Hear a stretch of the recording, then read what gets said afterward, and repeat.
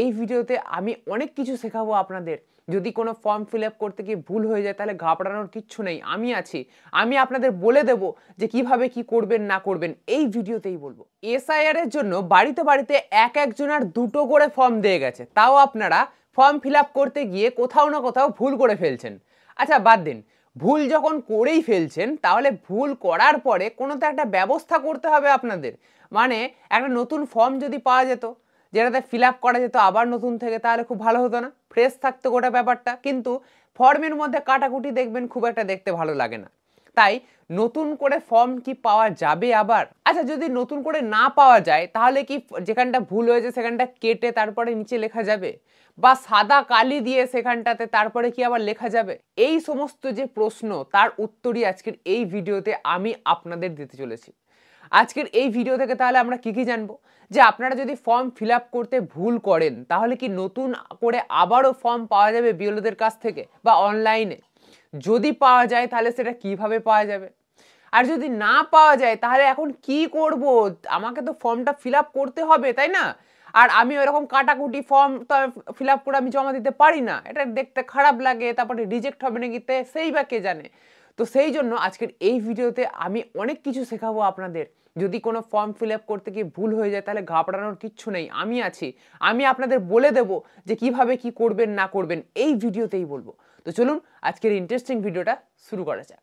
দেখুন, ভিডিও শুরুতেই বলে দিই, যদি আপনারা ফর্ম ফিল আপ করতে গিয়ে ভুল করে ফেলেন এবং যদি ভাবেন যে আরও একটা ফর্ম আমি বিএলওর কাছ থেকে যদি আবদার করি তাহলে বিএলও আমাকে দেবে, একদমই সেটা ভুল। বিএলও কিন্তু আপনাকে আবার করে নতুন করে ফর্ম দেবে না। এছাড়া আপনি চাইলে যদি চান যে আমি অনলাইন থেকে বের করব, তো এরকম কোনো ফেসিলিটি এখনো পর্যন্ত নির্বাচন কমিশন দেয়নি যে আপনি অনলাইন থেকে ফর্ম যেটা বের করবেন এটা প্রিন্ট আউট করে বের করে নিতে পারবেন। কোনো এরকম ফেসিলিটি এখনো পর্যন্ত নেই। তাহলে হ্যাঁ, অনেক উপায় রয়েছে যে কি করতে পারেন আপনি। তো চলুন একে একে উপায়গুলো আপনাদের বলতে থাকি। প্রথম উপায়, আপনি সাদা কালি দিতে পারেন। সাদা কালি দেওয়াতে কোনো অসুবিধা নেই। কেন বলছি আমি? কারণ এই ফর্মগুলো কিন্তু কোনো কম্পিউটার যাচাই করবে না, এটা জাস্ট বিএলওরা দেখবে এবং বিএলওরা দেখে সাবমিট করবে, মানুষই এটা কিন্তু যাচাই করবে। তো সেক্ষেত্রে আপনি সাদা কালি দিয়ে তারপরে কিন্তু আপনি ফর্মটা ফিল আপ করতে পারেন। এবারে আরও একটা জিনিস করতে পারেন, সাদা কালি দিয়ে তারপরে আপনি একটা জেরক্স করে নিতে পারেন, এবং সেই জেরক্সটা যদি করে নেন না, তাহলে আরেকটা যে জেরক্সটা যেটা বেরোবে আর কি, সেটা পুরো ফ্রেশ বেরোবে। সেটা মনেই হবে না যে সাদা কালি দেওয়া হয়েছে, সেটা পুরো ব্ল্যাঙ্ক থাকবে যে জায়গাটা আপনি ভুল করেছেন। তো তার উপরে কিন্তু আপনি আবার নতুন করে সেই জেরক্সটাতে আপনি ফিল আপ করতে পারেন। এবার আপনারা বলবেন যে জেরক্সটা ফিল আপ করবো, জেরক্সটা জমা দেবো নাকি? হ্যাঁ, আপনার কাছে যে ফর্মটা এসছে দেখবেন সেটাও কিন্তু সাদা কালোই। তো সেটাকে যদি জেরক্স করে নেন তাহলে কেউ বুঝতেই পারবে না যে কোনটা জেরক্স কোনটা আসল।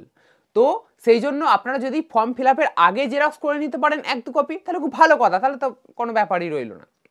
আর যদি ফর্ম ফিল আপ হয়ে গেছে, আপনি জেরক্স করতে পারেননি বা মনে নেই, ভুলে গেছেন, তো যাই হোক, জেরক্স আপনাকে যেটা বললাম সাদা কালি দিন, যেখানটা ভুল হয়েছে যেগুলো সব মিটিয়ে দিন সাদা কালি দিয়ে, তারপর এক কপি জেরক্স করুন। জেরক্স করার পরে আবার নতুন করে আপনি ফর্ম ফিল আপ করুন জেরক্সটার উপরে, এবং সেটাই জমা দিন। নো প্রবলেম, নো ইস্যু, কিচ্ছু হবে না। অনেকে ভাবেন যে জেরক্স করলে আবার বারকোডটা কাজ করবে। হ্যাঁ অবশ্যই করবে, কোনো অসুবিধা হবে না। উপরে যে একটা বারকোড দেওয়া রয়েছে দেখবেন, উপরের দিকটাই কিন্তু সবার আলাদা। আপনারা যদি এসআইআর ফর্মটা দেখে থাকেন, উপরের দিকটাই আলাদা, যেখান থেকে ফর্ম ফিল আপ হচ্ছে সেগুলো সবার এক। তাই অনেকে আবার এটাও করছে, আমি কালকেই দেখলাম, আমার দোকানে এসেছিলেন, তো উপরের দিকটা কেটে নিয়েছে নিজের, ঠিক আছে, আর অন্য সবার যেগুলো এক আর কি, যেগুলো ফর্ম ফিল আপ করতে হচ্ছে, তো সেই দিকটা আরেকটা আলাদা করে কেটে নিয়েছে। এবারে দুটো আলাদা আলাদা বসিয়ে জেরক্স করে নিচ্ছে। তাহলে কি মনে হচ্ছে? মনে হচ্ছে নতুনই একটা ফর্ম বেরোচ্ছে। মানে বুঝতে পেরেছেন তো কি বোঝাতে চেয়েছি? আচ্ছা চলুন আমি আপনাদের প্র্যাকটিক্যাল দেখিয়ে দিচ্ছি। দেখুন, আমি আপনাদের যেটা বোঝাতে চাইছি যে ফর্মের দেখুন এই অংশটুকু ভালো করে দেখবেন, আমার হাতটা এই যে এই অংশটুকু, এই যে ঘরগুলো দেখছেন, একটা দুটো তিনটে চারটে এই পাঁচটা, এটাও ধরে নিন, এই যে ঘর, এই ঘরগুলো কিন্তু আপনার আলাদা সবার থেকে। আর এই যে নিচ থেকে, এই যে এখান থেকে দেখছেন, এই গোটা ফর্মটা কিন্তু সবার এক। তো এইটাকেই আপনারা কিন্তু ব্যবহার করতে পারেন। তো অনেকে কি করছে, কালকেই দেখলাম আমার কাছে একজন এসেছিল যে এতটা নিজের কেটে নিয়েছে, ঠিক আছে, এতটা মুড়িয়ে নিয়েছে বা কেটে নিয়েছে। তারপরে অন্য একটা ফর্ম নিয়েছে, এরকম একটা ব্ল্যাঙ্ক ফর্ম। তো উপরে এই ফর্মটাই ধরুন, এই ফর্মটার উপরে যদি আমি আপনার যে ফর্মটা রয়েছে সেই ফর্মটার যে ডেটাগুলো আর কি, সেই ডেটাগুলো পেস্ট করে দিই এবং একটা জেরক্স করে দিই, তাহলে কি কেউ বুঝতে পারবে যে এটা আপনার ফর্ম ছিল না অন্য কারোর ফর্ম ছিল? তো সেরকমই আর কি ব্যাপারটা হচ্ছে, এর উপরটাই জাস্ট এইখানটা করে পেস্ট করে দিচ্ছে। আমার কাছে কালকে একটা কাস্টমার এসেছিলো, তো আমি বলছি এটা নতুন বুদ্ধি, আমার কাছে প্রথমে আসেনি। তো আমি আপনাকে এডিট করতে বলতাম, এই উপরের পার্টটাই কিন্তু আপনার আলাদা, বাকি নিচের সব পার্টটা এক। তো বুঝতে পারছেন এবারে আপনাকে কি করতে হবে, জাস্ট উপরের পার্টটা আপনার যে ডেটা রয়েছে সেই ডেটাটা যদি আপনি কেটে এখানটায় চিটিয়ে দেন এবং একটা জেরক্স করে নেন, তাহলে আপনারই ফর্ম বেরিয়ে যাবে। ঠিক আছে, আপনারই ফর্ম মনে হবে, গোটা ফর্মটা আপনারই ফর্ম মনে হবে, কিছু বোঝা যাবে না। তো এটা করতে পারেন।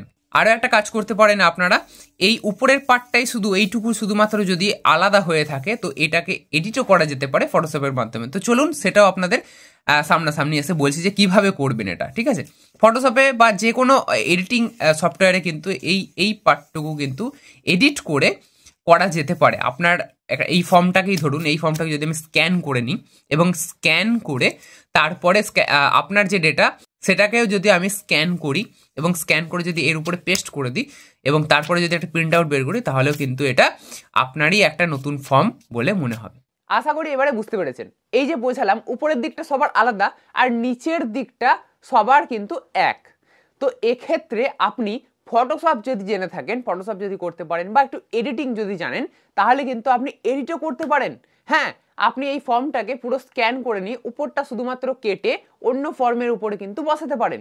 তাতে আর একটা নতুন ফর্ম কিন্তু আপনি পেয়ে যাবেন। যদিও এই সমস্ত কথা এরকমভাবে বলা ইললিগাল, বাট আপনি একটা ভুল করে ফেলেছেন, সেই ভুলটা তো সংশোধন করতে হবে, তাই না? তো সেক্ষেত্রে সংশোধন করার জন্যই আমি আপনাকে জাস্ট হেল্প করছি, আর কিছুই নয়। যাতে আপনি একটা নতুন করে নতুনভাবে ফর্ম পান, যাতে কাটাকুটি না করে আপনাকে ফর্ম জমা দিতে হয়, তারই একটা উপায় আপনাদের বাতলে দেওয়ার আমি চেষ্টা করছি। তো এই অনেকগুলো উপায় রয়েছে যেগুলো আজকের এই ভিডিওতে আমি একে একে করে বললাম। তো প্রথমেই আপনি সাদা কালি দিতে পারেন এবং সাদা কালি দেওয়ার পরে ফর্ম ফিল আপ করে সেটা জমা দিতে পারেন।